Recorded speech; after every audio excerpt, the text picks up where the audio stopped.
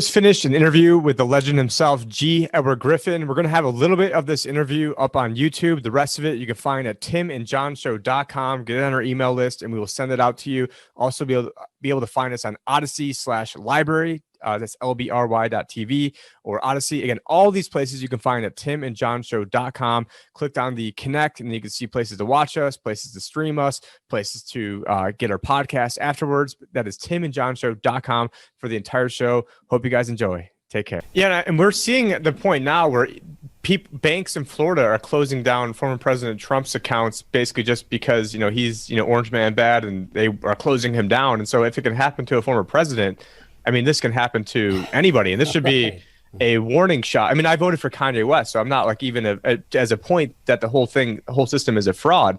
But, you had mentioned a lot of good things in there. You mentioned the Great Reset, and I also wanted to, get your take on, are you familiar with what's going on right now currently with Wall Street Bets and the Reddit forums and how they were battling against the hedge funds? Is that something that's been on your radar, sir? Yes, I've been following that. Mm-hmm. And right now they have turned their attention to the silver markets to try to, in an attempt to maybe squeeze JP Morgan or whoever allegedly might be shorting the silver markets. And it's very reassuring to see that now people are starting to turn their attention on, some of the main culprits of this system, and not just, a place where people go and buy video games. But I think they will find out it's going to be much tougher to try to squeeze the silver market, which is in comparison to GameStop, much, much bigger than GameStop, obviously. But do you think that that's a good sign of things to come, that now you're getting, because I think what it's doing is it's getting, these millennials, which, I'm technically millennial, and, video game enthusiasts, now they're then saying, oh, hey, we're starting to realize that the problem is central banking, and the problem is, the money creation. So I think that now we are at this point where a lot of the things that you were, preaching, before John and I were even born, and now we're starting to see our generation finally starting to, gleam onto this. And I'm just hoping that it's more than just a fad, more just trying to, squeeze the market, and that they finally can understand. But do you have hope that, our generation, my and John's generation will finally get it, or is it going to be too late by the time that they finally... Tim, I have total, not only hope, but confidence that that's going to happen. If I didn't, I don't know, I probably wouldn't be in the fight, because, I have no doubt in my mind that what you just said is happening, and it's going to continue to happen. It's an unstoppable thing. Now, that doesn't mean it's going to be easy. It doesn't mean it's going to happen quickly. But I think if you look at it generationally, this destructive phase that we're going through right now is probably going to be, I hope at least, it's going to be a blip on the historical record.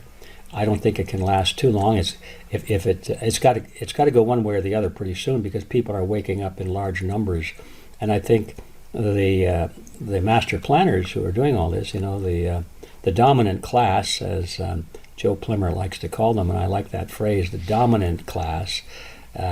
They understand that they have to move quickly if they want to close this down and lock it down. They better do it quickly, because in spite of all of the censoring and the internet blocking and all of those things, people are finding alternative ways of getting the message out. And then there's that interesting human factor that if you want somebody to read something, tell them they can't read it. Yeah. Yeah, exactly. We all are like that, Oh, this is something that I'm not supposed to know. Where is it, So you cannot read Creature from Jekyll Island. Yeah. Everyone out there, do not read it. You must not. No. Yeah. Lots of thought criminals that read that book in the past. Yeah. So I think there's that factor is at play now, and the more people are getting banned on social media and on the YouTube and all the video channels, as we are, I think it subconsciously is delivering a message to the common person that there's something wrong about this.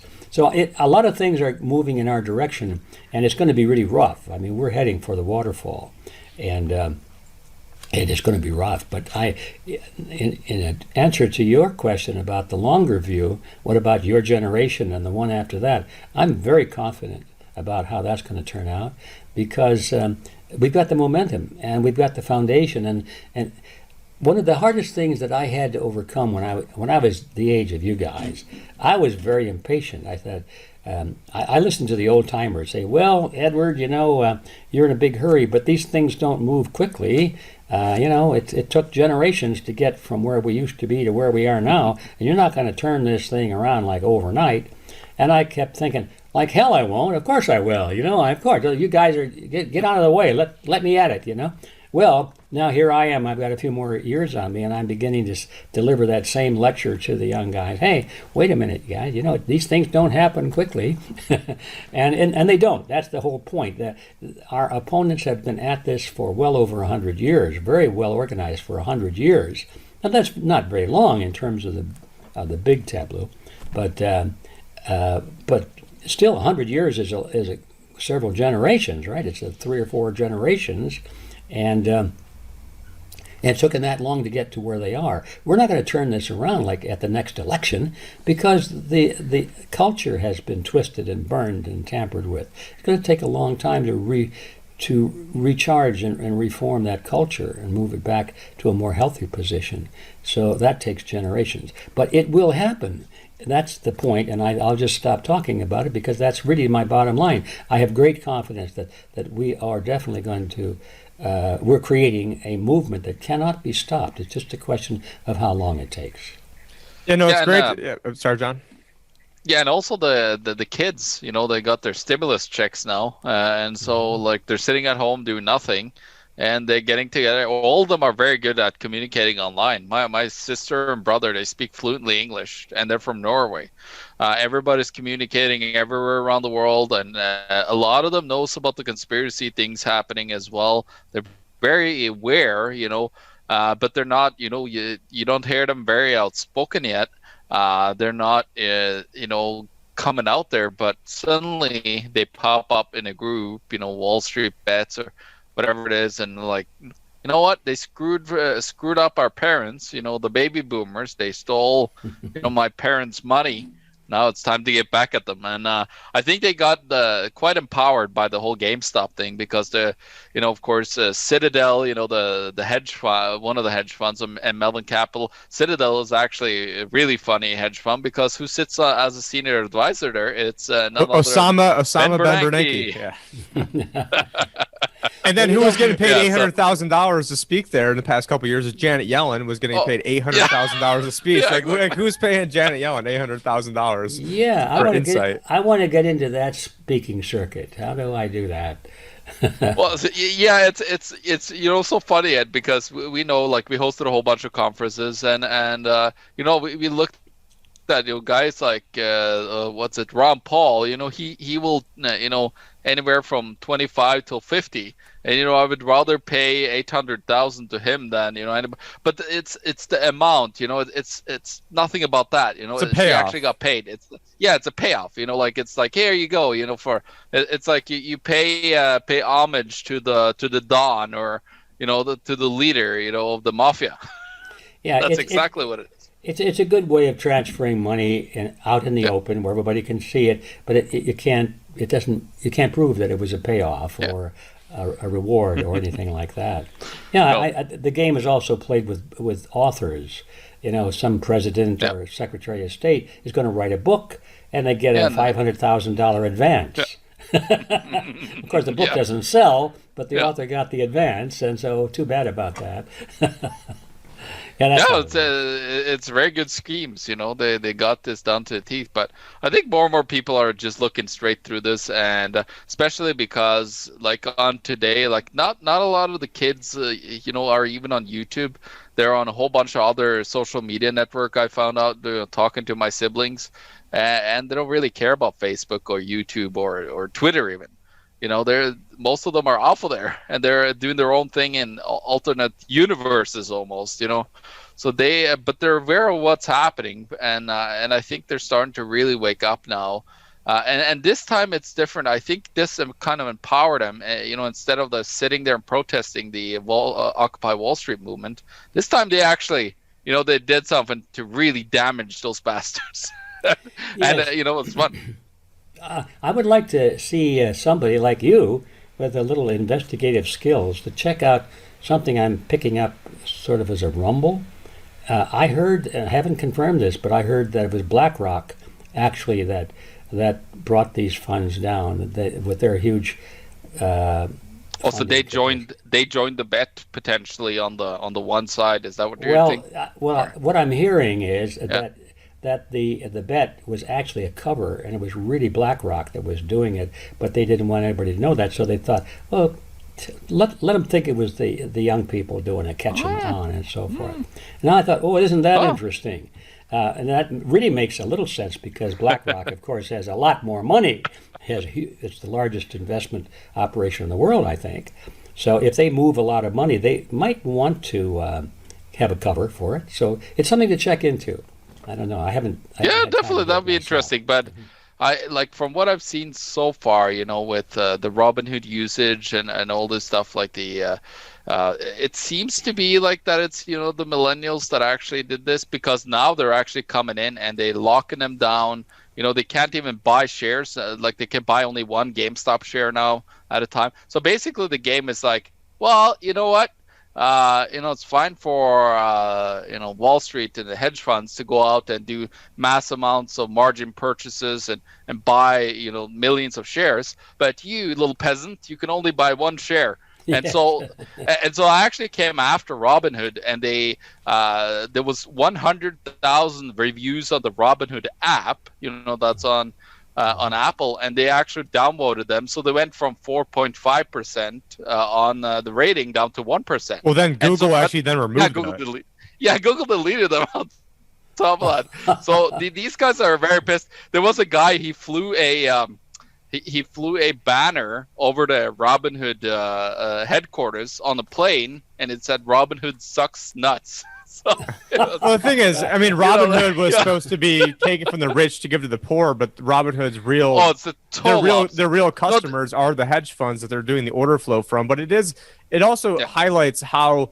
antiquated the entire financial system is, because it has to do with trading a stock, then waiting 2 days for the stock to settle. I mean, they have the technology now through the blockchain where that can be done immediately, instantly. And so it also has to do with different capital requirements. And so there are some legitimate reasons. I mean, I may hate like defending Robinhood here, but there are some legitimate reasons of capital things that they needed to do, and having basically no buffer in terms of liquidity, like riding things up. But I mean, people, if you're getting something for free, you are the product. And so if you're getting stock trades for free, they're either making some sort of commission on the bid ask, you're the product, something on the back end that they're doing. But they sold it to high frequency trading firms, right? So it's pretty obvious. Also, what's happening with this whole thing too is it really shows the true colors. Robinhood was never about the little peasants. It was the total opposite. It's like that Orwellian doublespeak. It's like, look at you silly peasants. You thought you had some power. It's really funny how Wall Street always has the upper hand, but you never know, because now you're seeing riots all across Europe, everywhere. It was quiet for a while because they were banned from doing riots, but now it's popping up back again because they're on the third lockdown now in Europe. They had a lockdown in Australia. There was one person got supposed COVID, and they locked down 2 million people. Well, speaking of fighting back, people are getting very angry. You can't buy physical silver today. Like today, like all the different brokers I go to, they are not placing orders for physical silver right now because it's just the market action is too crazy. So that could be one way. They're out of silver. They're out of silver. They've sold all they had, other than what they wanted to retain for their own purposes. But I watched that go down. It happened over in about a day, actually. The real action happened in just a few hours, and. So I have a friend that called me last night. He said, I called my broker, and he said, I was able to get whatever the quantity was, is a fairly good quantity. He said, I called back 2 hours later to check on the order, and I found out that they were sold out. And that was in 2 hours. So it happened very quickly. But and it'll be interesting. Go ahead. Interesting to see what this is, such a bigger thing that it's really like what they see is like the whole silver short squeeze that they're talking about. You know, there's such a massive amount of people that are betting against silver, that are pushed down the price of silver, that I think this is like, if they could pull this off, you know, this is going to be probably the one that takes down the whole financial system for good. If they can, you know, fight what's called the silver squeeze, short squeeze, you know, with the massive, you know, they believe that, you know, if you do the numbers, it's about $1,000, you know, that silver should be if you if you calculate it by real inflation, and of course, you know, gold with paper, you know, with the paper that they have, you know, they're getting in trouble. But you're seeing the real thing. Like, I look at, you know, here in Canada as well, we're not as bad, but the premium right now is $7-8 for you know, our bullions here in Canada, which is unheard of. Usually it's like $1 to $2. So you're seeing the massive shortage that is starting to happening, and who knows where this is gonna, you know, go over the next couple of days. It might just blow off, or it might end up being, you know, the final silver bullet to the vampires on Wall Street. Yeah, I think we can pretty well anticipate that they'll stop trading before that happens. Remember, that's basically, I think, what they did with the Hunt brothers, wasn't it? They were attacking the big funds, and they were buying up silver like crazy, and they just stopped the market, as I recall. I mean, they intervened, said, "Hey, you can't play our game. We own this board. You can't play on our board." So they just froze the market, and there you have it. There's the people say, "Oh, we got a free enterprise system here in America." No, we don't. It's totally controlled. Anytime they want to stop a market or adjust a market or buy into the market or whatever they do to distort the market, they do it every day. It's funny when you you take a look at all the different things that we've prognosticated throughout the years of what could finally bring down the system. And out of all the things I've thought about, I never in a million years thought it was basically millennials on a Reddit forum who were buying a basically bankrupt video game retailer during a pandemic that would be in a short squeeze against the hedge funds that then created liquidity problems throughout the system. I never thought that was going to be like a linchpin. So it is funny that, you know, we can have all the prognostication and what's going to be the black swan, and then we come up with something like this that probably nobody in a million years could have thought of to be the linchpin for all this.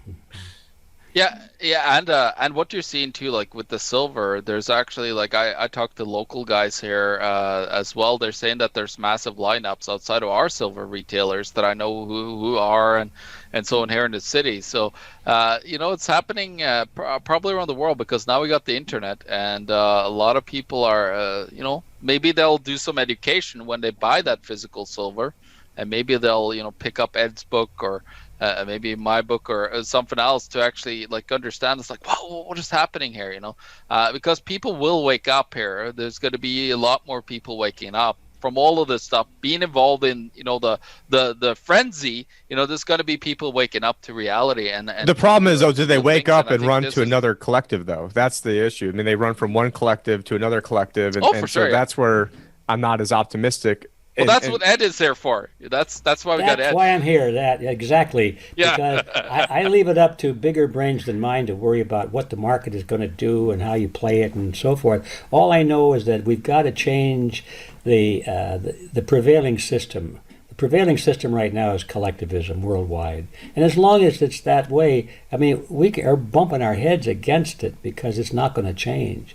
But once people understand that fundamental ideology at the basis of all of their political and economic spheres of activity, and they realize that collectivism is the enemy, and they're just going to continue to lose whatever they have left of their assets and their liberty and their privacy, and now possibly even their humanity, because they're out to get that too. They're out to change the way we think, and they poison our bodies, and they create mood changes through chemistry and electronic signals and so forth. I mean, they're out to get everything we have as an individual human being, and that's all made possible by the underlying philosophy of collectivism, which is, as you guys know, it's that you can do whatever you want to as long as you can claim that it's for the greater good.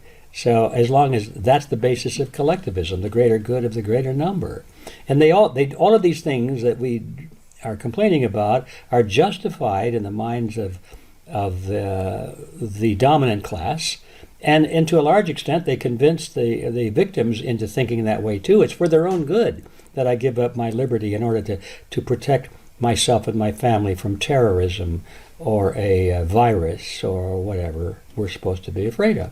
So yeah, that's my job, is to do everything I can to get people to thinking a little bit deeper underneath these issues, to understand that none of this would be possible if we lived in a system based on the principle of individualism. So that's my job, and thanks for bringing that to my attention. That's what I do every morning. I wake up and I think, how can I strike another blow against collectivism? And usually I can tap it a little bit, nudge it, but we need a lot more soldiers in the field to bring it down.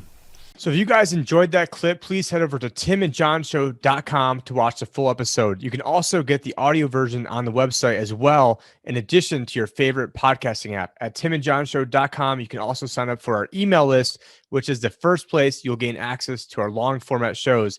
These shows are self-hosted, so if you want them first, you have to be on the email list or frequently check our website. You won't get the videos first, but you can also find them on odyssey.tv, lbry.tv, and bitchute.com. And if you are happy with getting the clips after everyone else, then you can keep watching us on YouTube, in which case we ask that you smash that like button, hit subscribe, hit the bell, and turn on all notifications. Thank you.